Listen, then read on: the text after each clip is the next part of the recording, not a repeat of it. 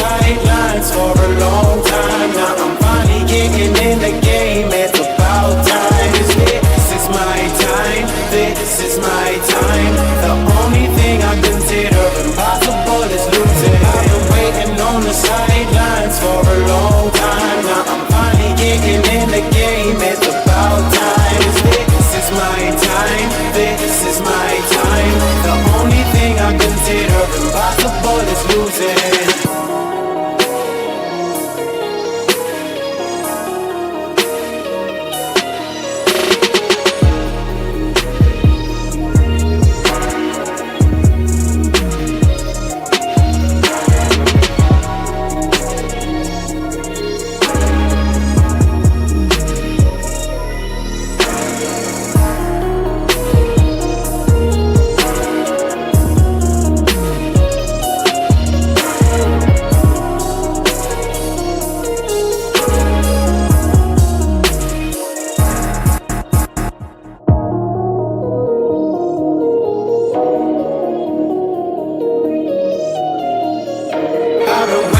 On the sidelines for a long time. Now I'm finally getting in the game. It's about time. This is my time. This is my time. The only thing I consider impossible is losing. I've been waiting on the sidelines for a long time. Now I'm finally getting in the game. It's about time. This is my time. This is my time. The only thing I consider impossible is losing.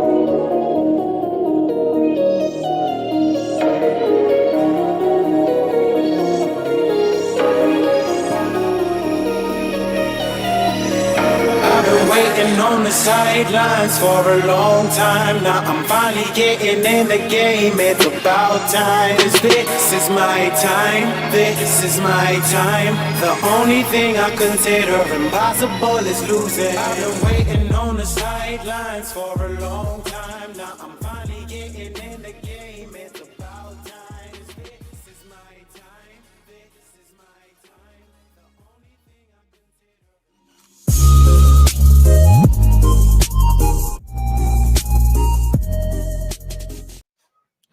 What's up, ladies and gentlemen? Welcome back to TD Phins Talk, home of the real Miami Dolphin fans. Y'all hit that like button on your way in the building. We got a special one for you guys today. Before we even get started, I don't want to disappoint some people. The title says RG3 and TD Phins Talk discuss whether Tua Tagovailoa should be paid now. Now, I don't physically have RG3 coming on the show right now as of yet, unless he responds again and says that he is. He does have an open conversation, but we spent a good part of the middle of today going back and forth on Twitter about this issue. And we've written some really long, detailed dialogue, and his last message that he sent me was very long, and I felt instead of going back and forth and responding via text, I let him know I'm going to go live to respond to what he sent me. Give my detailed response on each point that he made.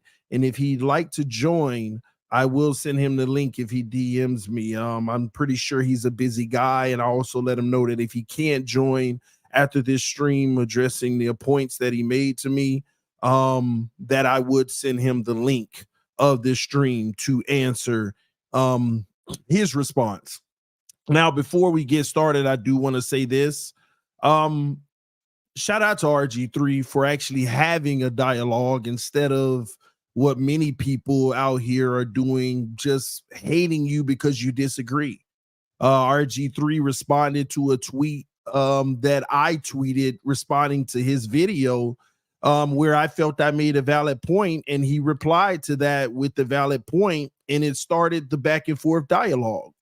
And we've been going back and forth in a respectable way, and he's making points, I'm making points that he's acknowledged. And it's led to this point to where I want to go ahead and go live and respond to them. Okay. We're going to dive in, but before we do, again, punch that like button. Let your friends and family members know about the channel.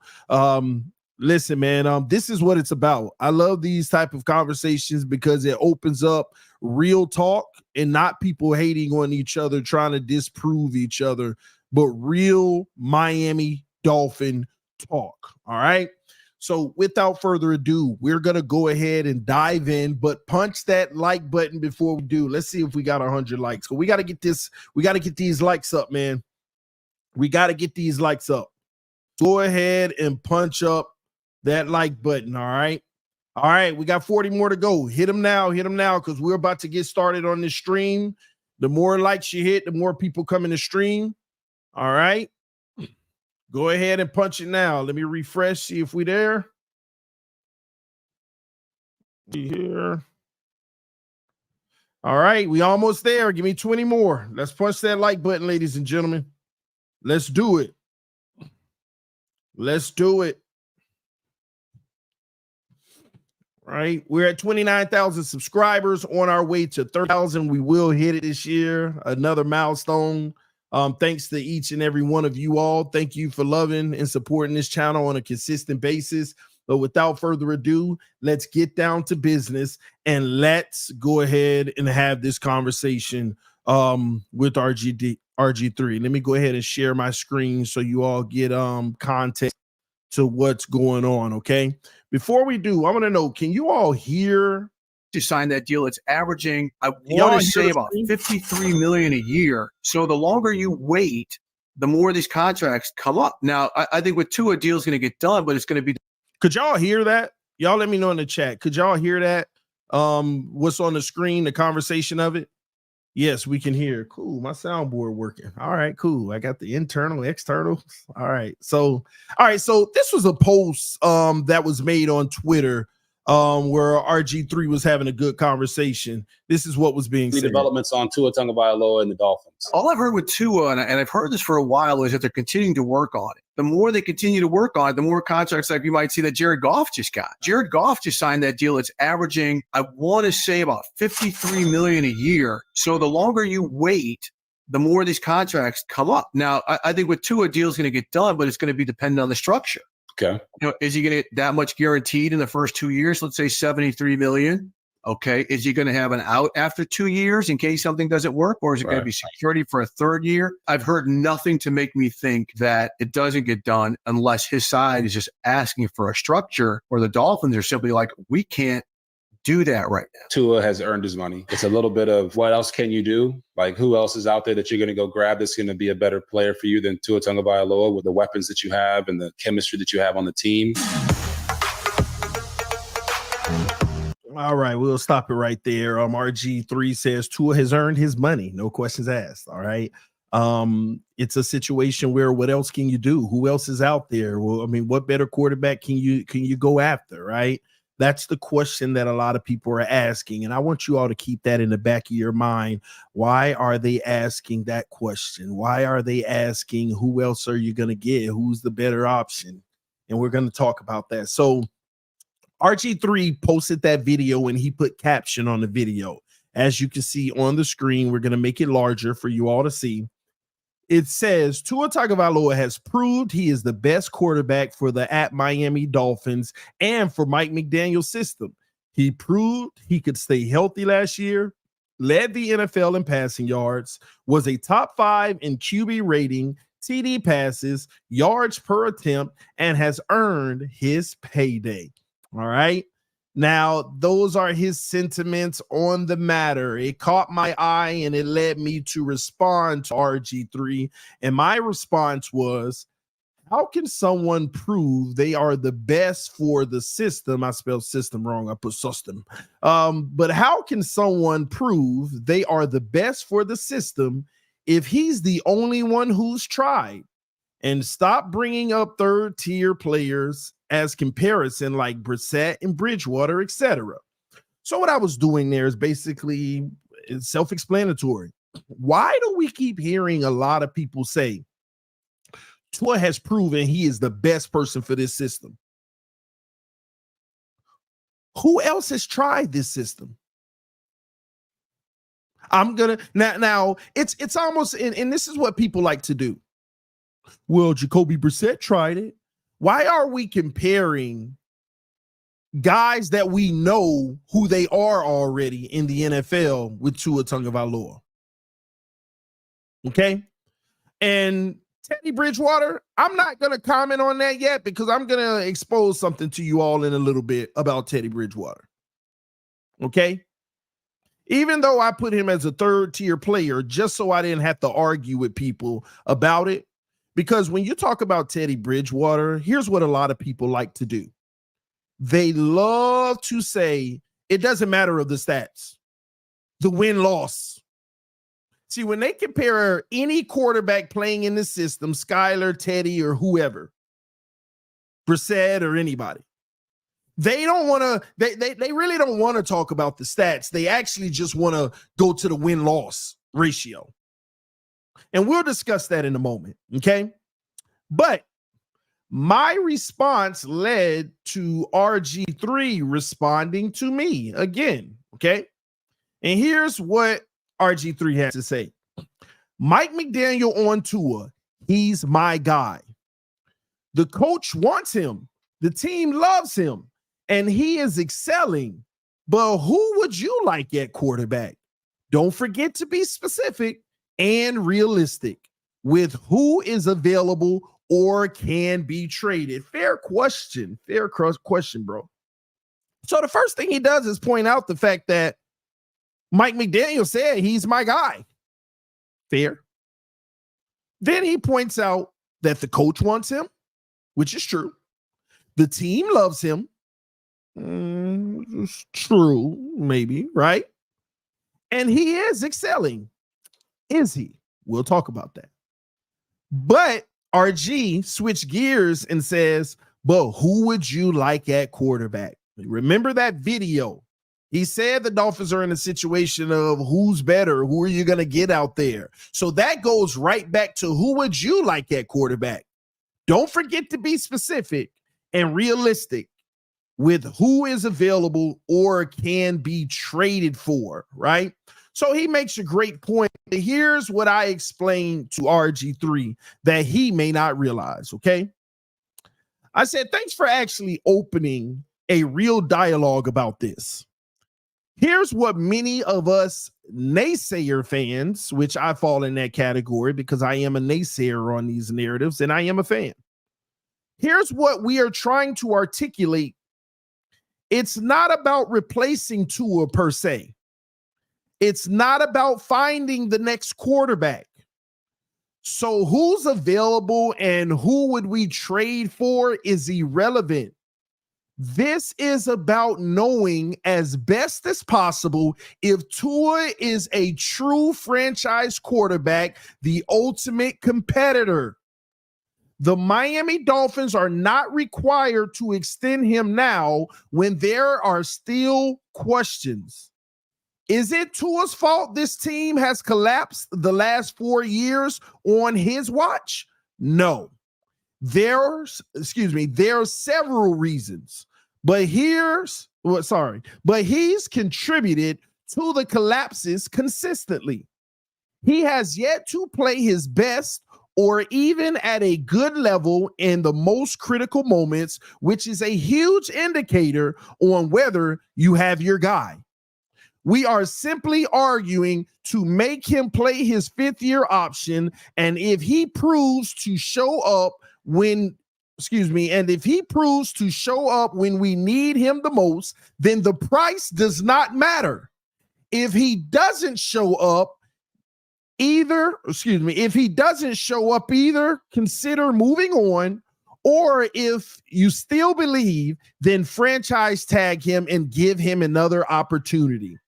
We consistently hear the promotion of locking him in long term, and no one even mentions the ramifications of if he turns into Russell Wilson. Why take the risk of being in Denver's position when you don't have to take that risk? Miami has at least 2 more seasons to make sure. This is a franchise-defining decision, and the pros do not outweigh the cons. The cons are more consequential than the pros are beneficial, because truth of the matter is, I don't believe Tua can beat Lamar, Burrow, Allen, nor Mahomes if both teams have great rosters. It will come down to which QB plays the best ball. Just my opinion does not make me right, but I'm convicted with this stance. 100, thanks for talking ball. Okay? That was my response. And from that, he responded again. And this time, I thought I responded. He was even longer than me. He sent a much bigger response. And this is why I'm making the video, because his response asked me a lot of questions, and there were a lot of things within his response that I'd love to address, but I don't want to continue to do it via Twitter going back and forth. So I let him know I will respond to this via video. And here I am right now responding to it via video. First thing I will do is read his response, and then I will break it down point by point, ladies and gentlemen. Before I get started, make sure you hit that like button. Again, let your friends and family members know about the channel. Support TD Fans Talk as we continue to grow on our road to 30,000 subscribers. Thank you to the Mod Squad. Thank you to all the members of the channel that continue to support us right here on TD Fans Talk. And once again, ladies and gentlemen, this is what you can appreciate. Great dialogue, real conversation where anybody being a hater isn't coming out of it. No disrespect is coming out of it. This is real conversation. Real football conversation. Okay? This isn't emotions. This isn't just this is real conversation. This is what we need. All right, so let me sip this water before I read his response. All right, here we go. RG3 said, I'm all for real dialogue and not hot takes with no substance. So let's break it down. From a team perspective, centered directly on contract talk, it would be smart for the team to let this play out and let him play on the 5th-year option for all of the reasons you laid out. If he continues to grow, excel, and show up in the big moments, you pay him in the offseason or franchise tag him and make him do it again. The issue here is if he does deliver, you will be paying him about 5 to 10 million more a year, 2 years from now, than what you would be right now, making it even harder to build a roster around him from a cash standpoint. If he doesn't deliver, then you start over with a rookie or a vet and start the whole process of finding your franchise quarterback for the foreseeable future. For a team building standpoint, you pay him now. Why are you as a team betting on him failing? He's not asking me. He's basically making logic, guys. Why are you as a team going to bet on him failing? Why are you building the roster around a guy you don't believe in? A guy your head coach loves, has shown he can compete with the best of them, with and is a top 10 QB in the majority of major QB stat categories. When you build a team, you have to support your quarterback. You don't undermine him and his leadership by not supporting him. Guys in the locker room know when the team is fully behind and who they are behind. So if you're going to bring in OBJ on offense and add weapons on both sides of the ball, you aren't doing that so Tua can fail. You are doing it so he can succeed. So the real question here is, do you pay him now on a cheaper rate or later at a much more expensive number. The Dolphins clearly believe in Tua. Otherwise, they wouldn't be making the moves they are to win with him now. Okay. So pay him now and show your team you have the belief in Tua that they do. That was his response. All right. Awesome. And thanks again, RG3, for even responding. This is amazing dialogue. And now I just want to respond to your response. Let me minimize this. All right. One piece at a time. Okay. So at the beginning of RG3's statement here, he says, from a team perspective, centered strictly on contract talk, it would be smart for the team to let this play out and let him play on the 5th-year option for all the reasons you laid out. So first of all, he agrees with me in that sense, right? From a team perspective only, he agrees with me because it is smart to let this play out. You got to be smart rather than be taking chances, right? Then he goes on to say, if he continues to grow, excel, and show up in those big games, big moments, you pay him in the offseason or franchise tag him and make him do it again. So I partially agree with that, RG3. So let me explain. I understand that you acknowledge from a team perspective to let this play out for the reasons that I've already listed. And I agree that if he grows, you pay him. But when you said or make him do it again, I actually don't agree. At this point, I don't need to see him do it twice.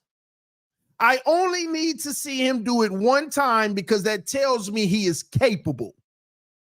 So I want to make sure you're clear that I'm not saying to franchise tag and make him prove it again. This is not a 2-year prove it situation. 5th-year option. Are you good enough? If you show us yes, then we are going to pay you. Now we're going to tag you and pay you because you want to tag him to make sure you hold on. But while you're working on paying him, no questions asked. No, let's see it again. Let's make sure it's not a fluke. No, that is the ultimate progression. You've gotten better and better and better, right? And now you've gotten over the ultimate hump of competing in the big moments and winning the big games. And I'm not talking about 1 or 2. You're going to have 3, 4, 5 occasions between late in the season and the playoffs. When you look at our schedule, he's going to have 5, 6 games at the end of the season and hopefully a playoff game at a minimum. 7 games. If you can show 3 out of 7 that you can do that, and that ain't even 500.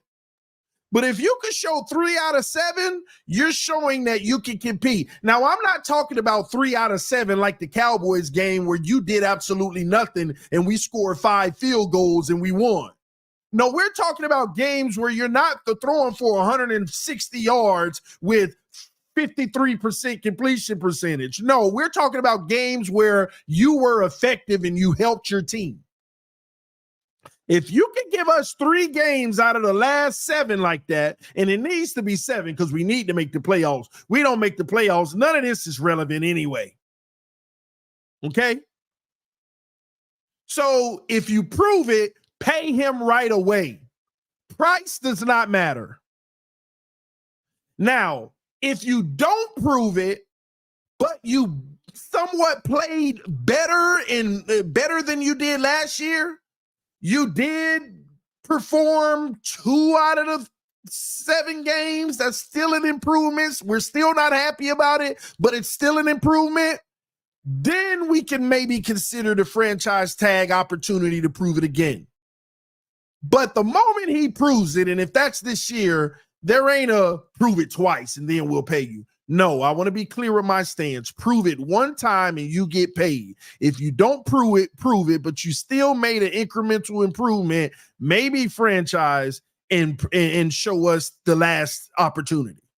So I want to be clear on that, okay? Then you go on to say that if he does deliver, you'd pay him 5 to 10 million more a year, making it even harder to build the roster around him from a cash standpoint. From a cash standpoint. Okay? First off, let me see here. Best. Let me make sure I have that on here real quick. Okay, that's later. First of all, let's get something straight. You said if he does deliver, you'd pay 5 to 10 million more a year, making it even harder to build a roster around him from a cash standpoint. Well, RG3, I don't know if you've been paying attention to the Miami Dolphins and their financials and their books. But what you need to understand is he will never have a roster as good as he had last year or this year coming up in the future.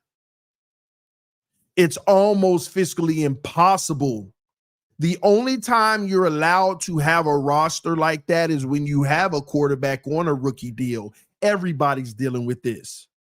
Josh Allen, his money is starting to kick in. That roster's getting a little bit less. Diggs is gone. We saw what happened with Russell Wilson in Seattle. Legion of Boom had to be dissolved. This is a constant thing, and unless you're Mahomes, it does matter. You know what it would take for the Miami Dolphins to put a roster this good around Tua, even if you paid him now at a cheaper price? This is the best roster that he might have for his entire career, unless he's failing and then he goes get a prove-it deal somewhere at a low price like Baker Mayfield did last year. So this notion that it's going to be harder to build a roster around him from a cash standpoint, let's get something straight here. If you couldn't win with the ultimate roster around you, and no matter how much harder it's going to be, incrementally harder or much harder, it's still going to be harder if you pay him in the future, regardless if it's a $5 or $10 million difference. So if you couldn't win and produce a playoff win with this loaded roster now, why do we keep going back to this notion that it's going to be hard to build around him in the future? Do you know that it's built right now? It was built last year. Now I know, well, but they sustained injuries. Newsflash, ladies and gentlemen. Even if we didn't sustain injuries, how many people truly deep down inside believe that the Miami Dolphins uninjured would beat the Ravens, the Chiefs, those teams? Buffalo? We weren't hurt at the beginning of the season versus Buffalo when they dragged us.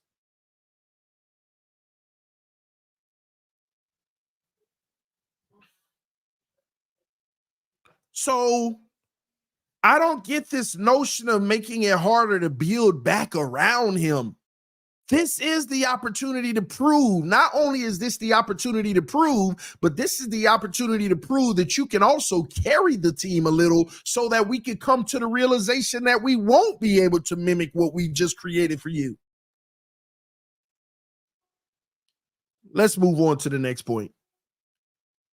If he doesn't deliver, start over with a rookie or a vet and start process over. So RG3 is saying if he doesn't deliver, then start over. Well, RG3, if he doesn't deliver, we're under contract for 4 or 5 years, plus the 5th-year option could be as long as 6 years. The guaranteed money will make us forced to hold on to him for the next 3 to 4 years. So if he doesn't prove it, we're stuck. And this is the part where nobody wants to talk about.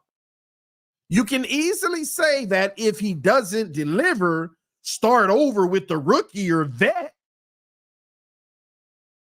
But you still have him under contract and we're eating that cap. And now we're setting our rookie or the vet up for failure because we have, if we did move on from him, ridiculous dead cap to even give them the roster that they deserve.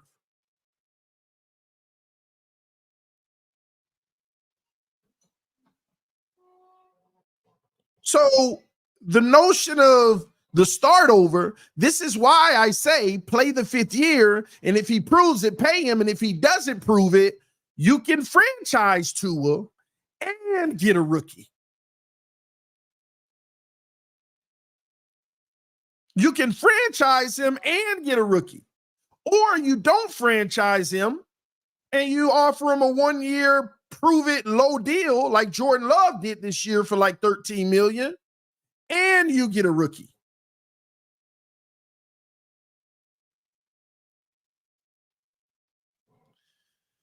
Going forward, RG3 said, from a team building standpoint, you got to pay now. Again, this notion of team building standpoint, you got to pay now. I don't get that. TD, hope you and your family are doing well, bro. Thanks, Doug. Appreciate you, man. We're great, bro. We're blessed. Big time. RG3 goes on to say, as far as the Dolphins, why are you as a team betting on him to fail? Well, first off, RG, they aren't betting on him to fail. Okay? He's a guy that your head coach loves, and he has shown he can compete with the best of them. So let's break that down. Here's what I don't think you understand, RG3. They aren't betting on Tua to fail. As a matter of fact, for them, Tua has to succeed. This is the element that I think that you're glaring over, that you're not considering. For their sake, Tua has to succeed. For Chris Grier and Mike McDaniel's sake, Tua has to succeed. Let me say it one more time, because this is the piece of this whole conversation that you may be giving very little weight to, very little consideration. For their sake, Tua has to succeed. So why am I emphasizing that? The head coach loves him. The organization loves him. They believe in him. They feel he's the guy. RG3, they have no choice. If they decided today that Tua is not the guy, then Stephen Ross would need to evaluate if Chris Grier is the guy. If Mike McDaniel decided today that Tua isn't the guy, Stephen Ross and Chris Grier would have to evaluate why they hired him, because that was why they hired him, to make him the guy, because he promised that he could make him the guy. And this is the part that nobody wants to talk about when they keep talking about they love Tua, they believe in Tua. They have no choice. We fired a coach because they believed in Tua. So if you double back to say he's not the guy, you're all but fired. There's a high percentage that we're going to shift this whole thing up.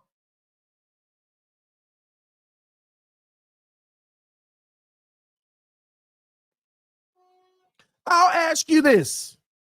If the Dolphins win 7 games this year, who's getting fired? Do you believe anybody's getting fired, or you think they just moving on and trying it again next year with the same situation? If the Dolphins win 7 games this year, is anybody, who's the lead candidate getting fired?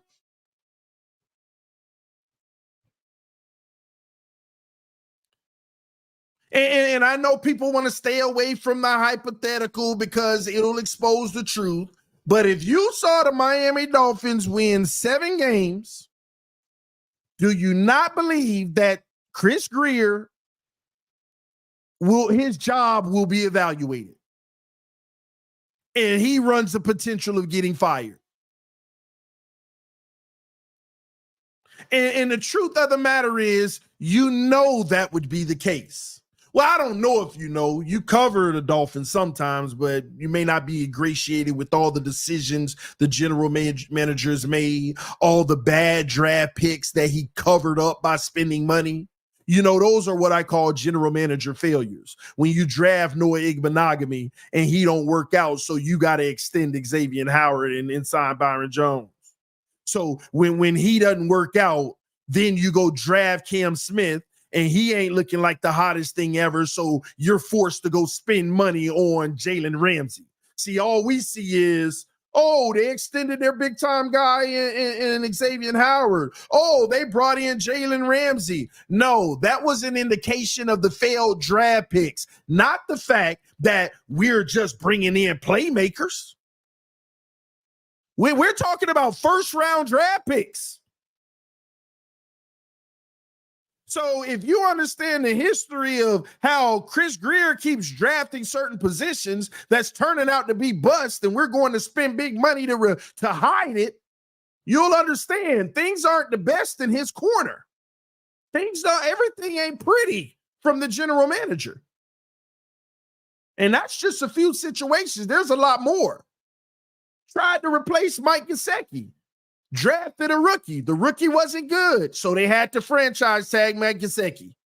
Didn't want to. Drafted another tight end. Got rid of Gesicki. That tight end ain't even work out. Now we're signing Jonnu Smith. It's too much of that in the roster, RG3. So if you know where the general manager currently lies as being evaluated, he got to get Tua right. But the problem of the matter is, when we keep getting these narratives, we love Tua. We love the progress he's made. But you also hear Chris Grier saying some truth, too. We want him to play at a high level here in Miami on a consistent basis because they've yet to see that consistency. They're going to say he's played at a high level, but they always stop short of saying it's consistent and exactly what they want. They are stuck. They are tied to the hip of Tua Tagovailoa. And they need him to work out. So to be quite honest with you, if you really want to break it all down, it's almost a wasted conversation because they're going to do it regardless, only because their future relies on him being the guy. So if their future relies on him being the guy, they're going to extend him to keep trying to make him the guy. Even if right now there are doubts deep down inside on whether or not he is. Even if, this is the same thing back in Houston, not with the quarterback, but the Houston Texans. They sat there, they were on the hot seat. We got to win this year, we're all fired. They give Miami Dolphins almost every draft pick they have for Laramie Tunsil. And where did it end up? They got fired anyway because it didn't work out. And they didn't care about throwing the future away because they weren't going to have a future if they didn't prove what they had already built would work. They didn't care about the future because they knew they had to go broke. They had to go for broke because the future doesn't matter anyway if we don't, because if we lose, we're fired anyway. So screw the next GM and the next coach. Let's spend all their research sources to try to do enough to try to buy another year. And it still failed. Now, the irony of it all, the sad part about it all, is that they end up rebuilding what they got before the Dolphins.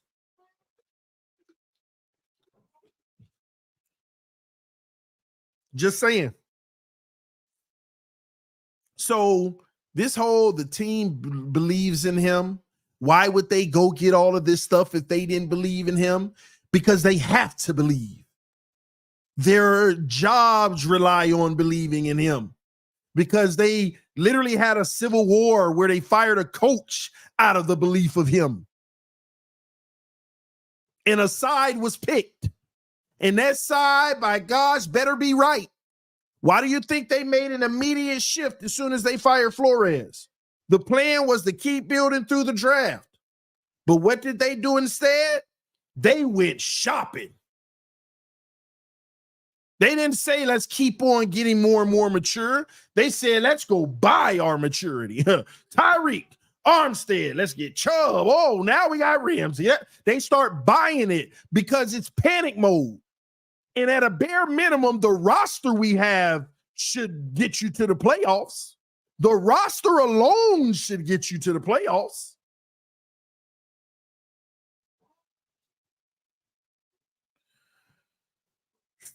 All right, let's move forward. You said he has shown he can compete with the best of them. Tua has not shown he can compete with the best of them, RG3. What you mean compete with the best of them? Competing with the best of them is on the big stage.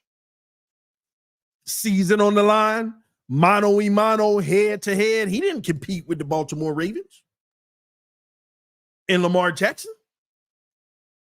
He showed up and he was non-existent. He didn't compete. He didn't compete versus the Buffalo Bills and Josh Allen. He showed up and was non-existent. He didn't compete versus the Chiefs. 7 points. He showed up and was non-existent. He was bad in those games. Let me be fair. He wasn't bad. He just wasn't good. He was below average.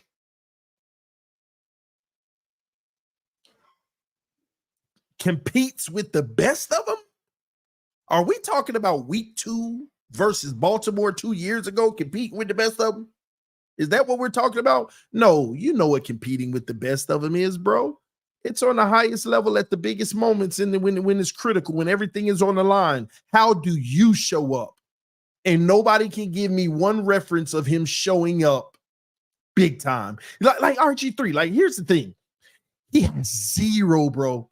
I'm not talking about 1 or 2 where we're like, he only did it once. He only did it twice. Like, he has 0 big moment late in the season, winning you're in, losing you're eliminated. You know, those situations, playoff, he has 0. All the way back to his rookie season. He has no game where he showed up big. Not a single game he actually showed up big. Even if he lost, forget the loss. I'm talking about just showing up big in the loss. Forget the loss. We're not talking about he can't beat up a good team. No, just show up and show that what's around you is hurting the situation and you're not contributing to it. He has 0. Like we're supposed to be arguing 1 or 2 games. Well, I mean, he showed it there. He showed like 0. Nobody can name 1 game he showed up big when it mattered most. Not 1. So to say he's shown he can compete with the best of them, what does that mean? In the regular season? Early in the regular season? Are we really doing that? Is that how we consider what a good quarterback is based off of what they do from week 1 through 12? If you're great during that part, you can prove that you're a good quarterback, and especially if it's against weak competition. And in 1 through 12, every good team you lose to as well, and you still don't show up. I'm sorry, I disagree. But then you go on to say he's also shown that he can compete statistically. I don't get this notion either. When we talk about stats with Tua, we talk about, look at his passing yards. I'm about to say something, and I know a lot of people are not going to be happy about it. They're going to be like, how can you compare the two? Did y'all know that when Teddy Bridgewater took over for Tua Tagovailoa, based off of his average, he was on pace for 5,400 yards in a 17-game schedule? I don't know if y'all know that. Did y'all know that during Teddy Bridgewater's brief stint, he was on pace for 5,400 yards?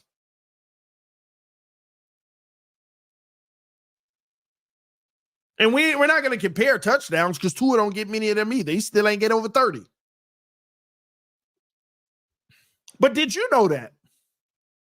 But yet we want to walk around and talk about Tua show that he's the best option for this system, and only he can run McDaniel's system and all of that, right? Now, AB said too small of a sample size. I'm glad you said that. Y'all don't mind using Skylar Thompson's sample size to take a poop on him. You don't mind using Skylar Thompson's sample size to judge and say what he is. In RG3, I want to show you a little something about these sample sizes, even with the backup on this team, and to show you everybody's kind of the same in this system. Let me prove it to you. 2 years ago, Tua Tagovailoa could not play the last 4 or 5 games of the season, plus the first game of the playoffs, because he got a concussion versus Green Bay. Skylar Thompson was his replacement, in which Skylar Thompson, I believe he went 1-4 to finish the season and 0-1 in the playoffs. And the whole world said if Tua wouldn't have got hurt, and I think I even heard you say, that team was missing Tua. Had he played, they might have been in a better situation easily.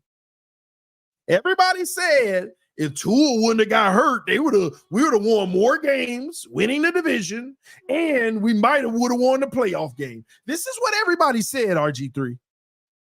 But the very next season, Tua got his shot to prove everybody right. Oh, man, same situation. Last 5 games of the season, you're not hurt. It's a critical moment. We kind of got almost the same exact record that we had last year. Oh, man, this opportunity for Tua to show everybody that if he was playing last year, this is what you would have saw. And he went out and proceeded to do the exact same thing that Skylar Thompson did. Went 1-for-5, 1-for-4, did not look good doing it in none of the games. Even the Cowboy game he won did not look good doing it because we had 5 field goals in the game. And not only that, in the playoff game, he looked horrible. And truth be told, Skylar Thompson looked better in his playoff game than Tua did in his playoff game. At least we had the ball almost to drive to win the game with Skylar. And Tua, I don't know what you want to call what happened. If we want to be fair and talk about sample sizes, like can we start being fair when we say, oh, well, Teddy was a small sample size. Skylar's was too, but we got our conclusion on him. And what you want to do to run from this real conversation is say, see, this is why I can't take TD serious. He talk about Skylar and Teddy. This is exactly why I can't take other people serious, because you don't think about all these factors and why Tua may not be what you think he is. That many people may be able to run this system and do it at a high level like him, if not, maybe even better. But to insinuate that he's proven he is the best for this system is nothing but speculation. When Teddy Bridgewater would have had better stats based off of his small sample size. But we give Tua the benefit of the doubt because he got a larger sample size, which is fair in statistics. You want to hold the larger sample size more true. So I understand that. But then the argument goes to it's not just passing yards. Tua showed it in just the passer in general with his passer rating. He led the league at 105. And I don't know how many times I got to tell people this in RG3 for you to know. How do we feel about Ryan Tannehill a few years ago leading the league in passer rating at 114 or something? 118? Even better than Tua. And how did that end up turning out? So when we go to say statistically and all of that, he's proving it, what does that all mean? Does that really hold the weight that we want to make it out to be? 117. Thank you for the correction. Yes. Ryan Tannehill led the NFL in passer rating a few years ago when he had support around him at 117. Better than Tua Tagovailoa, and I can tell you now, Tua got more than the Tennessee had that year. Tyreek Waddle, Mostert, A-Chain and company is more than Derrick Henry and A.J. Brown.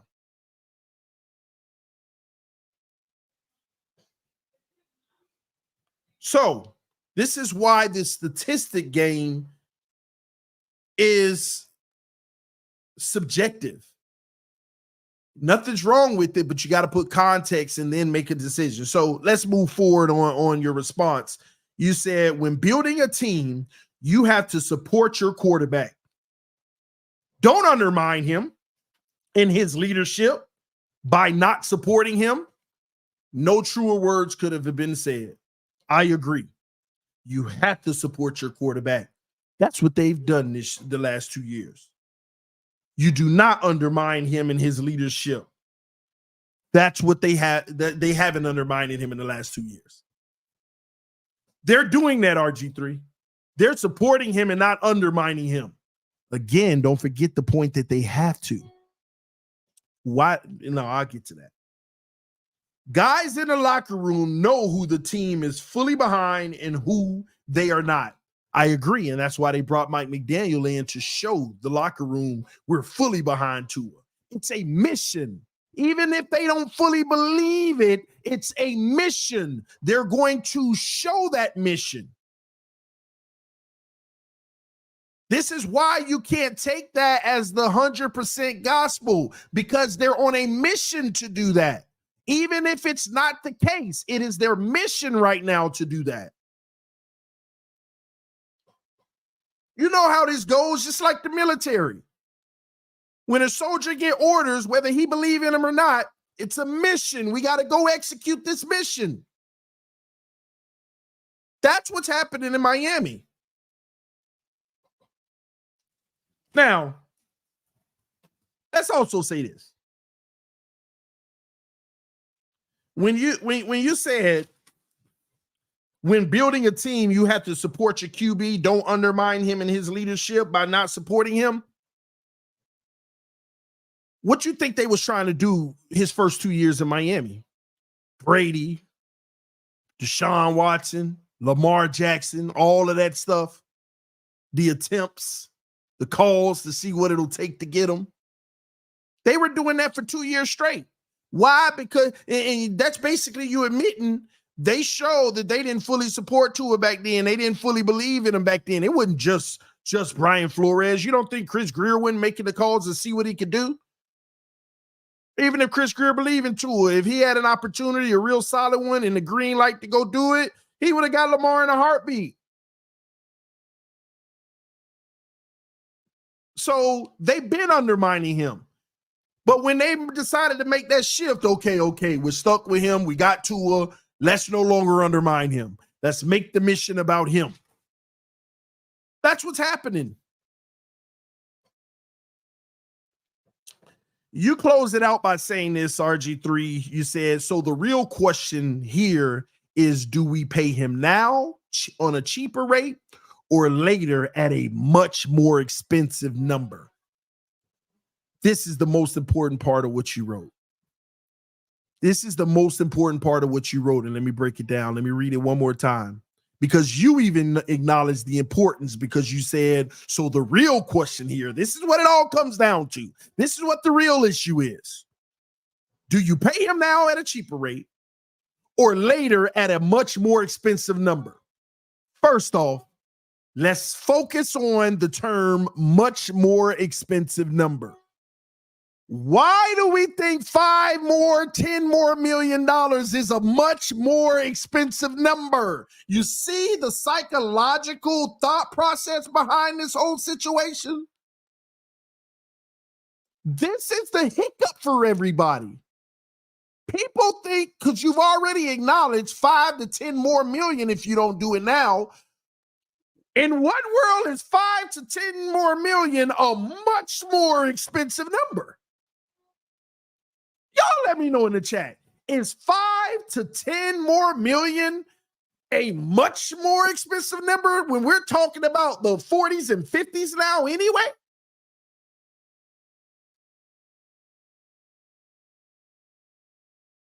Help me in the chat. We didn't pay you earlier, so we got to give you annually 5 more million. $5 million is nothing as a price of making sure.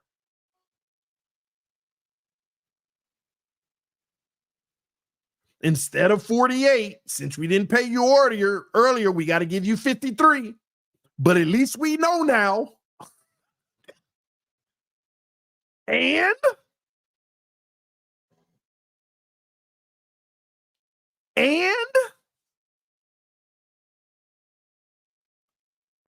this much more expensive number isn't that expensive.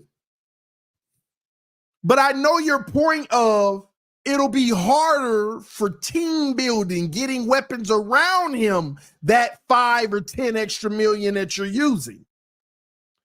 But I'm telling you now, RG3, when it comes down to it, $5 to $10 million ain't going to make the difference of what you need around Tua. Because last year you played at him making what, $10 million? And if we're going to bump that up by $40 million, 5 or 10 million ain't going to be the difference that'll help him keep performing at a high level. He doesn't even carry the team. Just to keep him performing at a high level, $5 to $10 million ain't the difference here. You went on to say the Dolphins clearly believe in Tua once again because they have to. No choice, because if they don't, somebody's getting fired.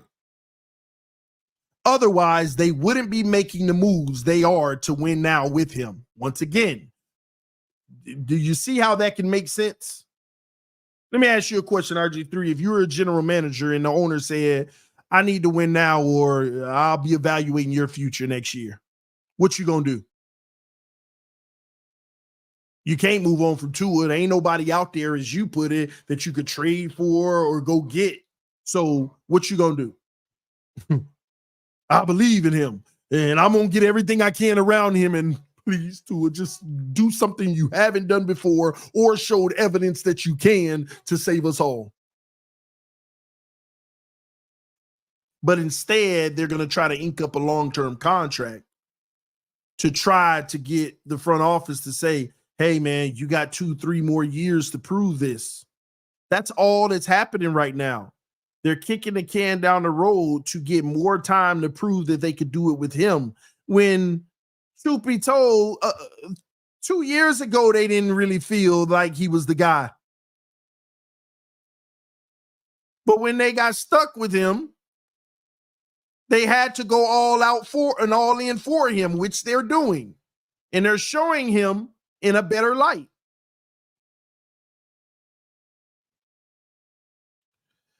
You said, so pay him now and show your team you have the belief in Tua that they do. Well, guess what? I believe a lot of people on the team actually know what's going on. I believe a lot of people on the team actually know that they're trying to do all they can to fit around Tua. They're trying to do all they can to make him look like a franchise quarterback. And nothing's wrong with that. But from an organizational standpoint, let's go back to the beginning of your conversation where you made it clear. From a team financial standpoint, it would be smart to play it out. It is more beneficial for the Miami Dolphins to make him play it out versus just to show your team and show him that you fully support him by paying him. By not paying him, does that mean that we're putting him in a situation to not play as good? Is that what we're saying? If we don't pay Tua, he won't play as good? Nobody could dare say that, because if you're saying that, then you don't have a mentally tough person to begin with. You don't have a mentally tough person to begin with.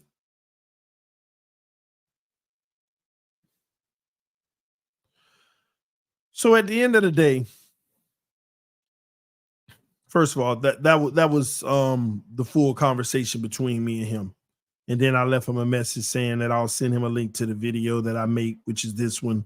And unless he wanted to go live or something. So for the life of me, here's where I think the disconnect is. RG3 is on the outside looking in of all the love they're showering Tua with. Every time they ask about Tua, we love Tua. Tua's so great. He's perfect for us. He's just going by what they're saying, which is fair. As a media member, you don't have all the time in the world to be dissecting all the ins and outs, the politics and the details of an organization. So he's going off of what they're telling everybody, which they're supposed to tell everybody. Could you imagine them saying anything otherwise?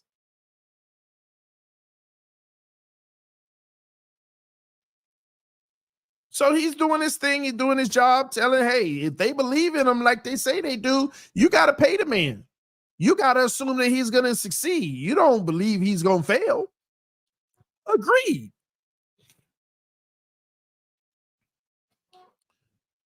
But why gamble when you don't have to? Great general managers gamble when they have to. You know what a great gamble would have been? Signing Christian Wilkins last offseason on what he was asking for. That would have been a gamble because you had to at that moment, or you completely lost them.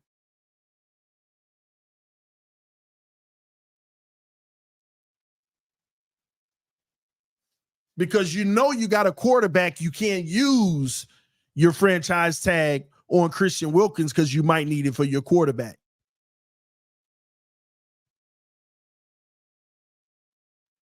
Same thing with Robert Hunt.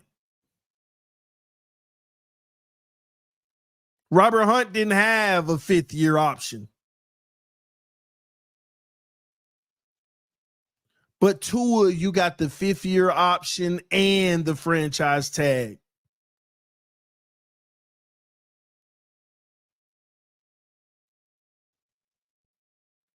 You don't have to gamble because there is no bigger gamble on a team than the quarterback position. No bigger gamble.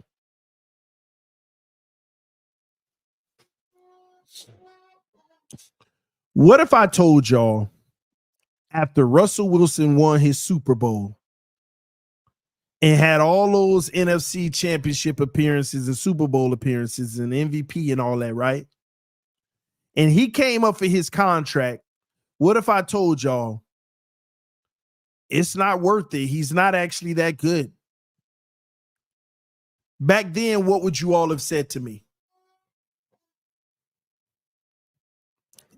If I would have told y'all he's being carried by the team, he's not carrying anybody, what would y'all have said to me back then?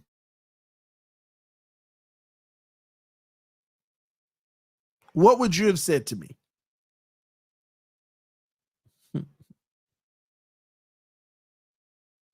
Yeah, no MVP, my bad. But you see the accomplishments he had. What would you have said to me if I would have told you don't give him a long-term deal?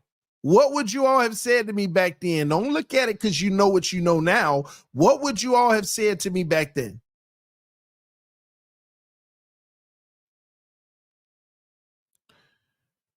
Nobody's responding, so you're right. You probably would have said nothing. You would have just unsubscribed and said, I can't listen to this guy. He don't know nothing about ball. And I would agree with you. Because actually, if you go win a Super Bowl, I don't care if you're being carried by your team or not. You reward your quarterback and give him the money. But Tua ain't even done nothing close to that. But what I need y'all to know is he is a pure reflection of the type of quarterback Russell Wilson is. Yeah, he may be a little more accurate as a quarterback. You know, they all come in different shapes and sizes and forms, but he is a pure reflection of what Russell Wilson is. The only difference, he ain't get it done on his rookie deal. He didn't take advantage of it on his rookie deal. That's the only difference. And here we are wanting to move forward with the guy just like that ain't proved nothing. And then when Russell Wilson went 3 more years of doing nothing with Seattle, first round exits every time, I told everybody, that's when I was vocal and I said, don't re-sign him. He has already proven he was a product of everything around him. And you can win a Super Bowl like that as long as you got him on a rookie deal and you could fit in the Legion of Boom and all the weapons in the run game around him. But as soon as that contract come, he's not a carrier. He can't carry you. He could play solid football, but against the best competition, he not going to carry you. He never has been able to. He's been a product of the roster around him carrying and him just doing his job. But that's not good enough anymore. And everybody said, what? You want them to just move on from their franchise guy who helped them win a Super Bowl 5 years ago? I say yes. So you can get to the next guy that could potentially help you sooner than later. So you tell me, what did Russell Wilson do in Seattle after his rookie deal that, what's his name, just did the last 2 years? What's his name? What's his name? Gosh, I don't know why I'm running a blank. Seattle quarterback. Y'all will help me out in a second. Why am I running a blank on his name? Yeah, Geno Smith. I don't know why. I keep on Teddy just stuck in my head. I'm like, Teddy. No, it ain't Teddy. Who is it? Geno. What did Russell Wilson do that Geno hasn't done with the lesser roster over there?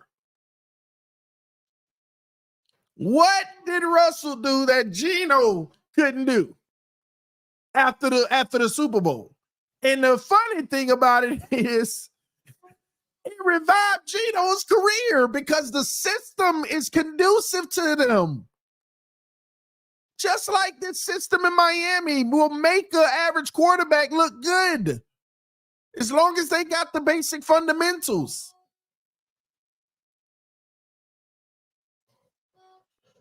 Yeah, and at least Geno got the playoff win? I wasn't even paying attention to that last year. Did Geno win a playoff game last year? If he did, that's even worse. If he did, that's even worse. Y'all let me know in the chat. Did Geno have a playoff win?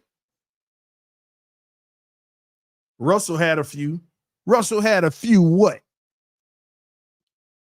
After he got his big deal? What, in like 7 years he had 1 or 2 or something?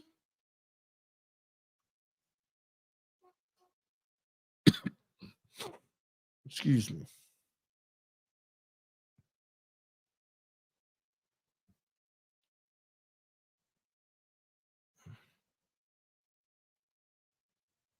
Russell had a few wild card round wins. Oh, okay. Anything past that since he got paid?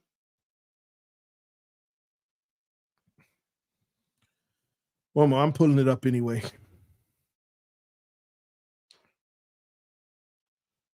All right.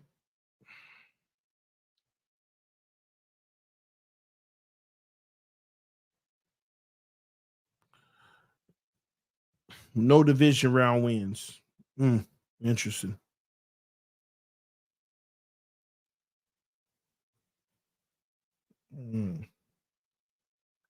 I hate when my computer do this. Slow down on your boy.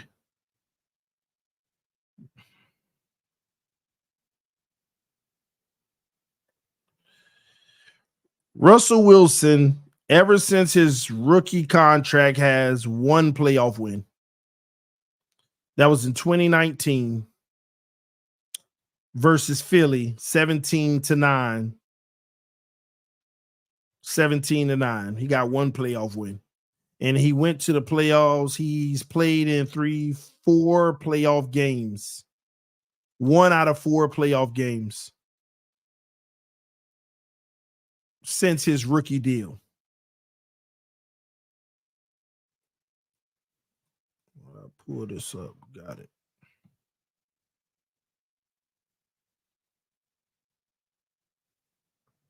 Give me a second. Why talk about Wilson? Tua ain't Wilson. I ain't gonna do that.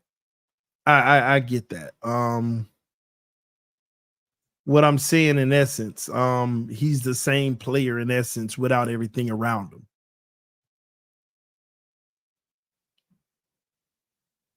Without everything around him, he's the same player in essence. But yeah, man, this is what the whole argument is about. RG3's main point was you want to get stuck paying much more.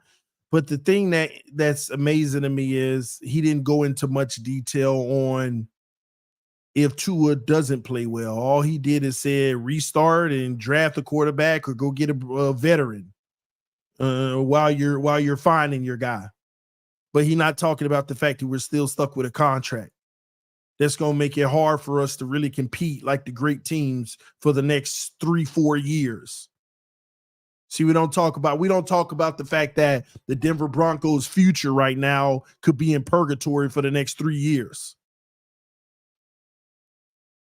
The dead cap and stuff that they got to eat. Somebody said, we have you for that, TD. Yeah, but how can we avoid these bad decisions? How can we get even the media to stop supporting these bad decisions? How can I say this? These reckless decisions. See, everybody's going to make decisions. And sometimes you're going to take bad chances. But how many times is it okay for bad chances to be taken? When sometimes you know your answer, but you got to go down that road to save face.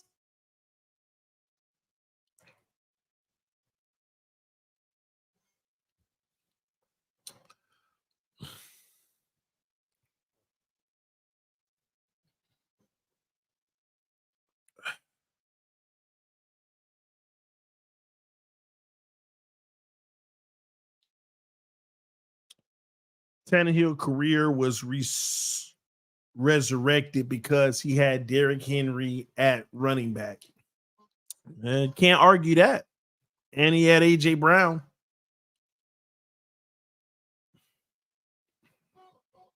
So I get it.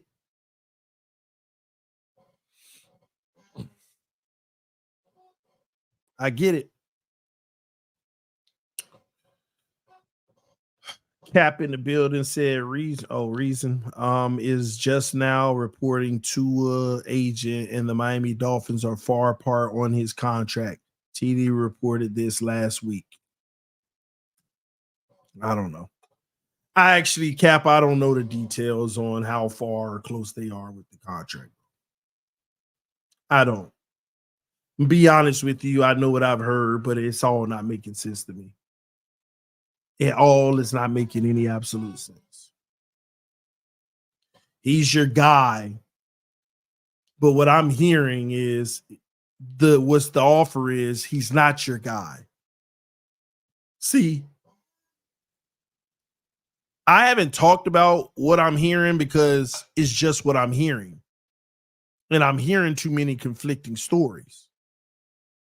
But the closest overall census that I'm getting is that it's going to be an extension deal. At least the Miami Dolphins are putting it that way. But it's still prove it. But he's your guy. That's why I don't know if it's true. Because What I'm hearing ain't nowhere near, oh, Tua got a 5-year, $230 million contract and blah, blah, blah, blah, blah, and this amount guaranteed, straightforward. I'm not hearing none of that. I'm hearing all of the prove it categories in it. But I know when the breaking news come, it's going to be basic, a lot of money. Here's your guarantees. And we're all going to be like, I mean, it's fair, but but if you don't work out, we just got to eat it for an extra year. You know, that's what I'm expecting. So the people that I'm talking to about this and that, I'm hearing stuff, but I'm like, it's too all over the place for me to sit here and be like, breaking news. This is the update that I'm hearing on the contract. Listen, man. No.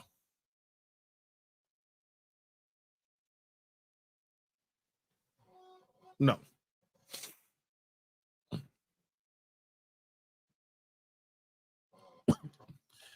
Cap said, DDW says, I would embrace Ryan Tannehill with arms wide open. Is that what he said? It's a conversation worth having. Honestly, I wouldn't be 100% opposed to him coming in this year backing up Tua. I know that people like me are gonna make this big deal of it and be like, oh, and make Tua Nears mad. Yeah, I'm gonna make him mad. But if you were to go get Ryan Tannehill, you're bringing him in to back up Tua as a bridge just in case.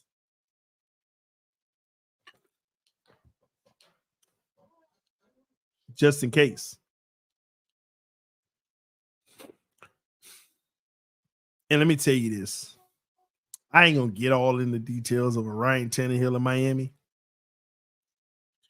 But if Ryan Tannehill was backing up Tua Tagovailoa in Miami, Tua bet not go down one game. Because I guarantee you, with Tyreek Hill and Waddle in this run game, Ryan Tannehill is going to prove to show great accuracy to these wide open receivers, and Ryan Tannehill going to be connecting on those deep balls for touchdowns. Tua better not miss a single game. He better not miss a single game, and that's why they'll never do it. That's why they'll never do it. They'll never do it. They ever did that, man. Man? I'd be shocked. I ain't gonna lie, part of me would be satisfied too. Because I'd be like, at least we got, because we're trying to win a Super Bowl, at least we got depth that has experience, who I believe can actually operate with this level of weapons, even at an older age. And honestly, I'll be sitting back just waiting on the moment because I feel like it probably will be inevitable. Inevitable.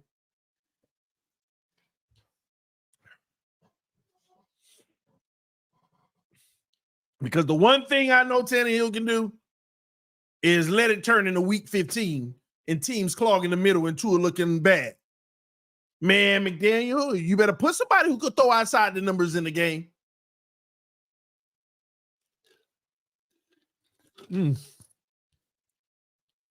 Don't play with me like that, Cap.